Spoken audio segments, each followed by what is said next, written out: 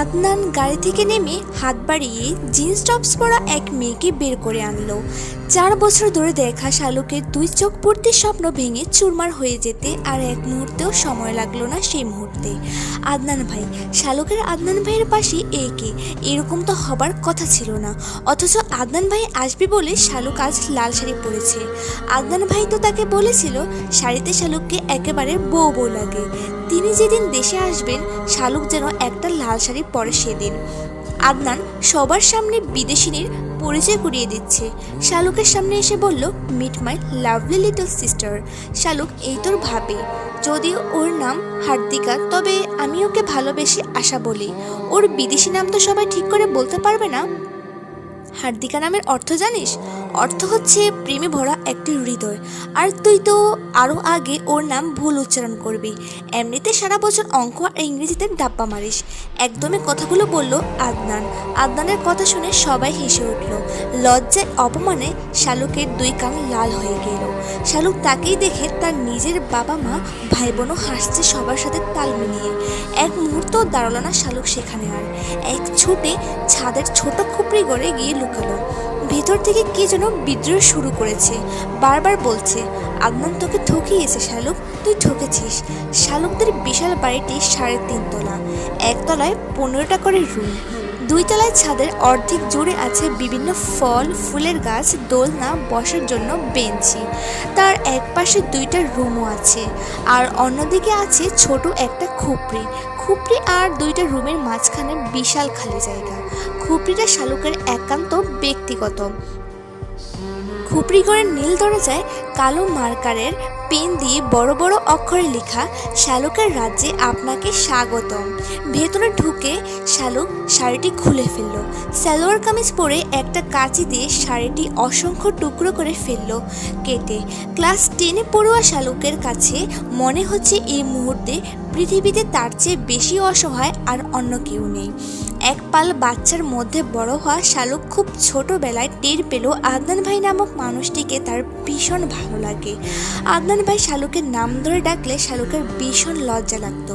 এই ভালো লাগা কি শালুক জন্ম দিয়েছে? মোটেও না। আদনান ভাই যেদিন থেকে ওকে হেসে হেসে বলতো, এই ফেলটুস, শালুককে আমি ছাড়া অন্য কেউ বিয়ে করবে না, সেদিন থেকে শালুক লজ্জা পেত। সেই লজ্জা ধীরে ধীরে ভালো লাগা থেকে ভালোবাসার রূপ নিল। সবাই তাকে আদনানের বউ বলে খ্যাপাতো। সেই ছোট বয়সে শালুক ধরে নিয়েছিল আদনান ভাই তার একান্ত ব্যক্তিগত মানুষ। সেই ধারণা আরও পোক্ত হলো আদনান ভাই বিদেশ যাবার পর। শালুক যখন ক্লাস 8-এ উঠলো, আদনান ভাই তো সেদিন তাকে বলেছিল জেএসসি পরীক্ষায় ভালো রেজাল্ট করতে হবে। শালুক, আমার বাচ্চারা নয়তো তোকে ফেলটুস মা বলে খ্যাপাবে। সেদিন আদনান ভাইয়ের কথা শুনে শালুক কল কেটে দিয়েছে। এই লোকটা এত লজ্জা দিয়ে কথা বলতে পারে। সেই মানুষের পাশে আজ অন্য মেয়ে দাঁড়িয়ে। হার্দিকা না, ফার্দিকা নামের একটা মেয়েকে নিয়ে এলো আদনান ভাই। শালুকের কেমন দম বন্ধ লাগছে। অনুভূতিতে আজ সবচেয়ে বড় আঘাত লেগেছে। কিশোরী মনের প্রলয়ঙ্কারী ভালোবাসা আদনান বুঝল না। বিছানায় উপর হয়ে শুয়ে শালুক অঝরে কাঁদল। শালুকের সেই কান্নার একমাত্র সাক্ষী ছিল নীল আকাশ। এই নীল আকাশ সব কিছুর সাক্ষী। সেদিনও এই আকাশ সাক্ষী ছিল, যেদিন আদনান ভাই তাকে বলেছিল, আমার শালুকটা আজ কত বড় হয়েছে কে জানে, চুমু খাওয়ার মতো বড় হয়েছে কি। বৈশাখ মাস শুরু হয়েছে, হঠাৎ করেই নীল আকাশ কালো হয়ে গেল। শালুকের অশান্ত মনের মতো আকাশটাও মুহূর্তে অশান্ত হয়ে গেল।